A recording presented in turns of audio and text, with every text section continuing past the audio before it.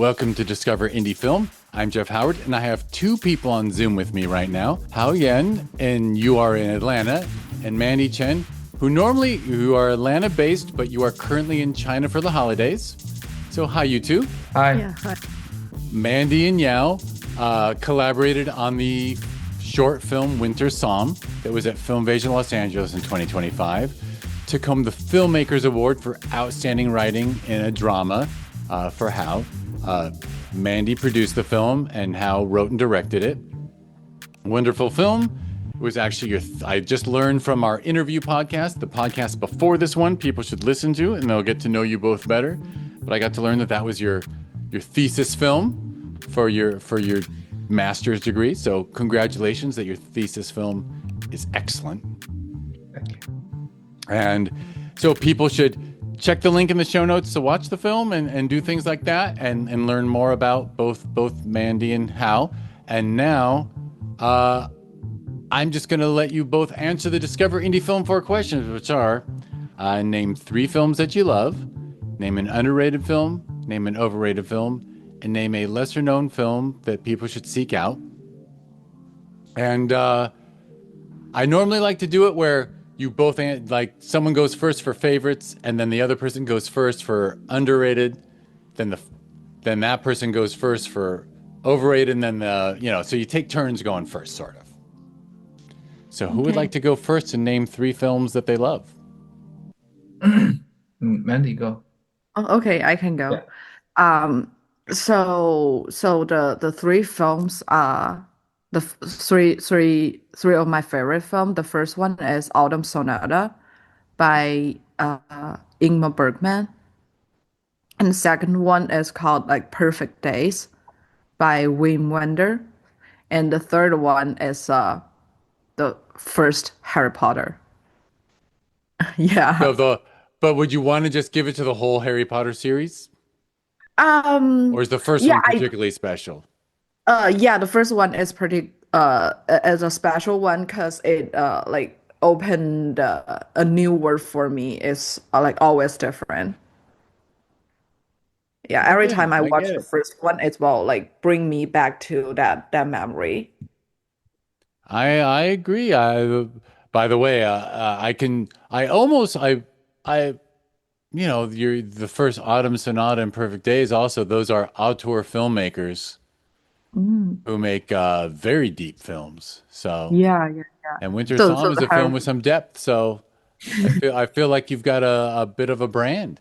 yeah, yeah. So it's well also I also feel like it will surprise others like when I come out with a Harry Potter. True. I will. Well, this might be surprising, but I think our daughter and I, after like binging a lot of movie series during COVID together, I think we Mhm. decided that the Harry Potter movie series is stronger than Star Wars. There, I said it. Okay. The house like spare. All right. Well, Hal, you want to give 3 of your favorites? Yes. So, Clockwork Orange by Stanley Kubrick, Requiem for a Dream by Darren Aronofsky, and the third one is called The Best of Use by Marco Tullio Gionnarda. Oh, I don't know the third one. The first 2, of course. Yeah. Yeah. So Clockwork Orange. Yes. You Clockwork. do like crime films. Yeah. I love thriller. I think um that would be my main category, thriller and crime. Excellent. Well, that's very good film, and well, Requiem for a Dream. That's a ride too. A lot of auteur filmmakers on both of your lists. That's true. All right. Well, Hal, I guess you get to go first for the second question, which is name a film that you feel is underrated. Underrated. Okay. It's a film re premiered. It's a film released by 2005. It's called Decent by by I gotta check the name real quick. I'm sorry. By Neil Marshall. It's an English film. It's an English horror film.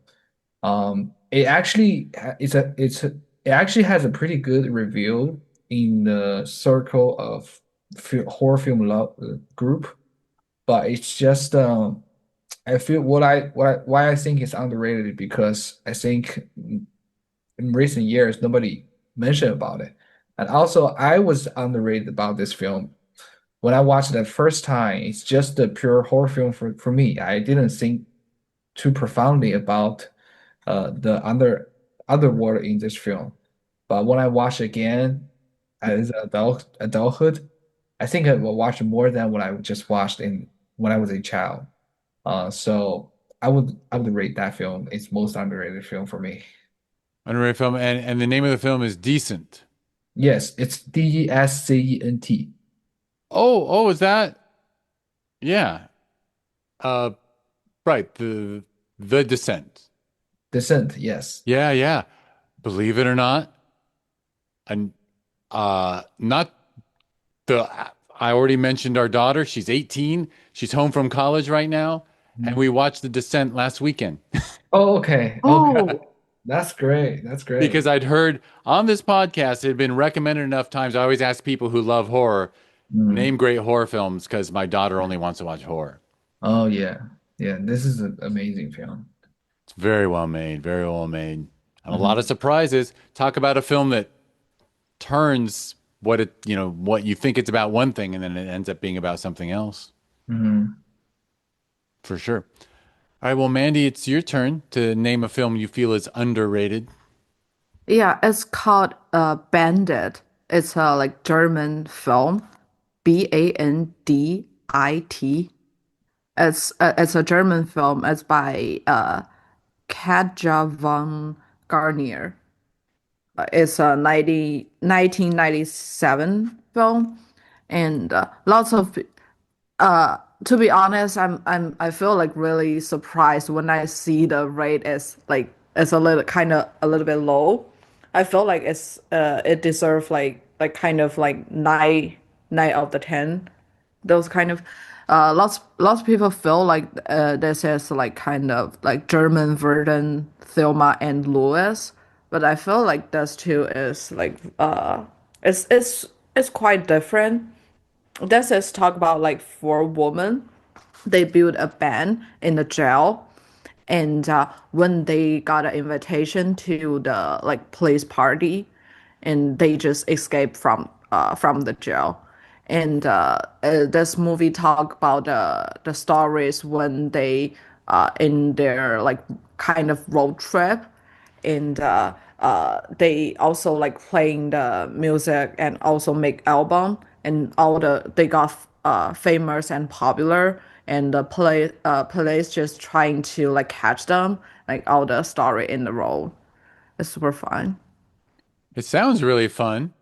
Mm-hmm. And obviously it's yeah, a fun film with a lot of elements in it. I am actually sneaking a look at it on IMDb as you speak, and I'm like, yeah, that looks like a fun, uh, subtly feminist film out of Germany. Mm-hmm. Yeah, yeah, yeah. Excellent. I'm a big fan of that. Mm-hmm. Yeah, right. Please watch it. It's super cool. Yeah, so I feel really like surprised like the score is not high that high enough. I feel like. You know, some people are real jerks about foreign films and subtitles and things. I Okay. don't know what's wrong with people. All right, well, Mandy, You you get to go first on this third question, I believe, oh which yeah. is name a film you feel is overrated. Oh yeah, that's as uh it's it's difficult to see. But I have to say there's like it's the I feel like there's one film like it's like overrated as Poor Things. I just uh this is like I believe it got some awards this year. Or I'm not really sure. it It's was by Emma Stone. What? It won Academy Best PD, I think. Oh, Best but the P but it deserves the best PD. I yeah. feel like the yeah the the art, the production design, and the cinematographer is pretty cool. And but the only thing I feel like it's not like my type at the story. It's kind of they said it's like kind of like feminist story and show the woman who can like choose their own life. It's just I feel like it's just not like attract me, and I'm not like really believing what it said. Uh, it's just feel like the word like I'm seeing is not the word like the people shows us. Yeah. I have some friends, including a friend who's actually been a long-term juror for our festivals, and she often calls out how Yorgos Lanthimos Huh. tends to make female subjects, and there's literally no female point of view. It's Yeah. Yeah. it's a male point of Yeah. view of a woman's story, and Mhm. and I remember when The Favorite came out, and I said, "Well, actually, it was written by a woman." And she goes, "I don't think so. Well, look it up," because we were discussing it. And I looked it up, and I had to send her an email right or a text right away, and I said, "Okay, Yorgos admitted he took a woman's script and completely rewrote it from page one. So you are absolutely right. No female perspective. Uh, Yeah. he loves to tell women's stories, but he does not really have a point of view that's true to it." Yeah, and there's an interesting thing as when I talk with my like my friend, the female friend about the persons. Like she said, when she watching this in the theater, and at very end, and she also doesn't like this film, but she heard there's two adult men, and they are talking about this film, and one is like talking to another one, how does film like show woman perspective, and how does like yeah, it's super How brilliant is it? That's very funny. That's very funny. So, well, I guess that's who they're making the film for. Those two guys. All yeah. right. Well, how you get to do an overrated now? Yes. So my I will pick Everything Everywhere All at Once. I think Ooh. that's overrated a lot. Um, so when I finished watching that film, I was shocked visually. So they have done incredibly visual VFX, and it's just making my head is spinning. It's marvelous to see that kind of the work, the visual work it's done. It's impressive. But the story wise, I think it's still for me as an Asian, I think it's super cliche. And the core, it's super cliche. The whole idea is super cliche. Um,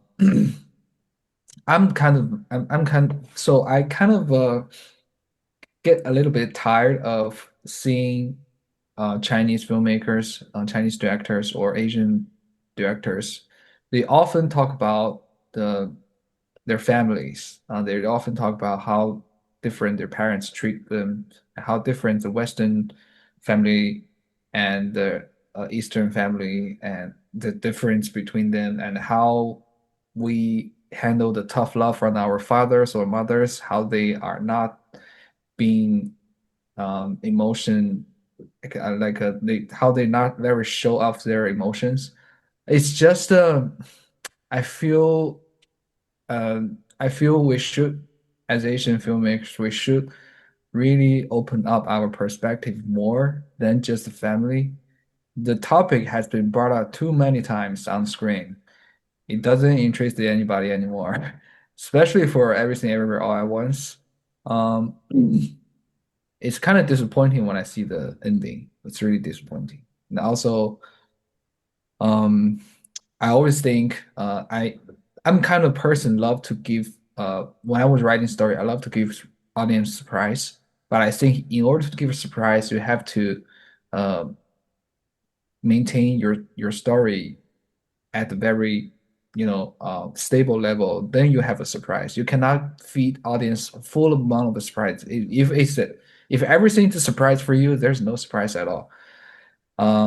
What I mean is it's just the visual at the end. I think the film has 2 hour or whatever, 2 hour long or 20 to 200 minutes.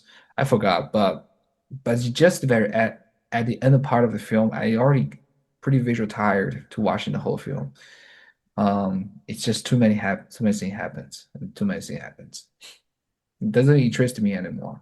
Very, very valid. Very valid. And I have to admit, as a festival runner, I can't tell you how many films I've seen about an Asian mother who's very hard on her kids. Yes, yeah, It has been shared a lot, which, that's but cliche. sometimes it's done wonderfully, and sometimes it's done in an unoriginal way. Yes, yes, But I understand. I completely understand why that narrative you want people to move beyond it now. yeah. Fair That's enough. not a that's not the only story we can tell as Asian. We can tell a lot, but that's not the only thing we can tell. Um, I think yeah, we Yeah, should. absolutely. All right. Well, and the last question is name a lesser known film that people should seek out. And I guess how you get to go first this time. Yes, so I will still choose my old answer. One of the answer from my favorite films. It's The Best of Use, directed by Marco Tullio Giovanardi. Um, the film has a ridiculous 6 hour long. I know at this TikTok age, nobody can handle that kind of length anymore. But if you get to sit there, just watch an hour, you'll never forget. The reason why I love it so much is I think it has all the answer you're looking for in your life, all kind of answer. It talks about a certain age of Italian. I think it's from 60s to 90s. Um, there is a lot of revolution going on in Italian, and the film focused on a family.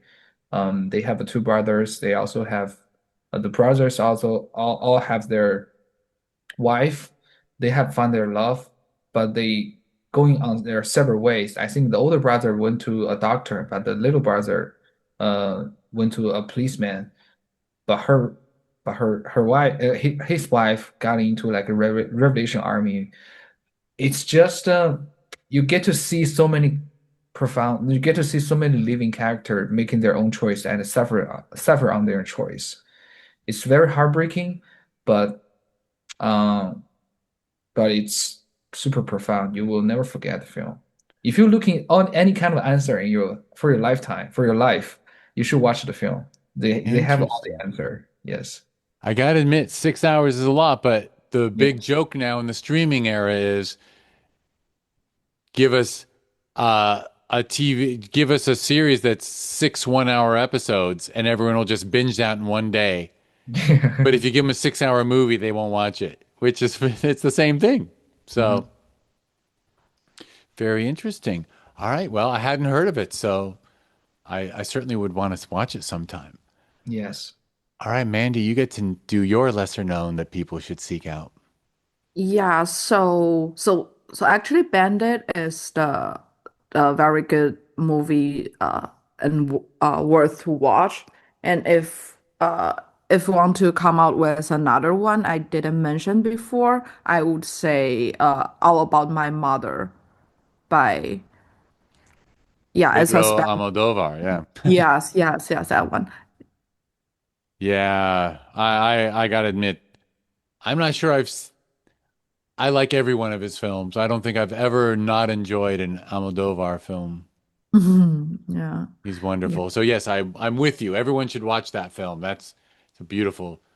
That might be Mm. his most personal and emotional film. Yeah, I feel like it's like really different than all the like popcorn movie or something. I feel like lots of like European director, they come out really like personal, emotional films and really like small emotional, but they can make a film to express that. Excellent, excellent. All right, well, Lord knows, I wish I had time to watch all these. All right, so I will wrap us up. 6 hours. Yeah, I know. Add all the films together. It'd be nice. I always joke like if I won the lottery, all I'd do is watch films and run film festivals. We'd just have film festivals every weekend. But Ooh. all right. Well, uh, Hao and Mandy, thank you both so much. Thank you, Jeff. Thanks again. Yeah. Everyone check the links in the show notes of this podcast, and that'll take you to their the social media and websites that Hao and Mandy send my way. And if you don't remember from the introduction, Hao wrote and directed, and Mandy produced the short film Winter Song that was at Film Invasion Los Angeles, had its world premiere at Film Invasion Los Angeles in June of 2025. Took home the Filmmakers Award for Outstanding Writing in a Drama. So, bravo, wonderful work. So, people should check out your work. If people want to learn more about this podcast, where we talk to filmmakers who are on the festival circuit, just go to discoverindiefilm.com. On social media, it's always at DIFwins. If you change that .com to .org and you go to discoverindiefilm.org, that is the nonprofit that runs 2 film festivals in the Los Angeles area. I think in your interview podcast, I forgot to mention that both festivals are in the top 100 best reviewed list worldwide out of 14,000 festivals. So I should say that as often as possible, right? Because there's 14,000 film festivals out there, and both of the ones that we run are in the top 100 best reviewed. So they're actually good. All right, I shouldn't say that, but go to discoverindiefilm.org to learn more about those. That's the Sherman Oaks Film Festival that we hold every December, and Film Invasion Los Angeles that we hold every June. Not run by that nonprofit, but run by some wonderful people who I am basically mentoring in South America. Is Film Invasion Lima in Lima, Peru, that we just held just a week or two before this podcast was released. So kind of exciting to have a third one. There are always possibilities of expanding the Film Invasion brand, and it finally happened after 10 years. 10 years. This is our 11th year, so not bad. All right, Hao, Mandy, thank you both. Thanks so much. Thanks so much, Jeff. It was a nice time. Yeah, and thank you everyone for listening.